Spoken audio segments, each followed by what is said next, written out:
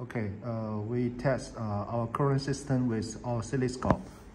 This is can 1 and can 1 high, and K1 low and K1 high. And we turn on the power.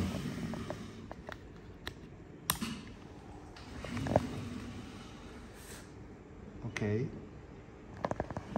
power is on, low voltage on, and we click start. Ready. High voltage is on. This is the cane wave is almost the same like just now.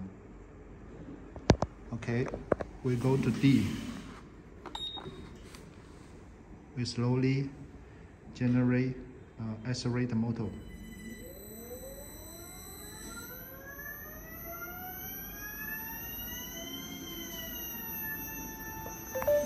Okay. This is the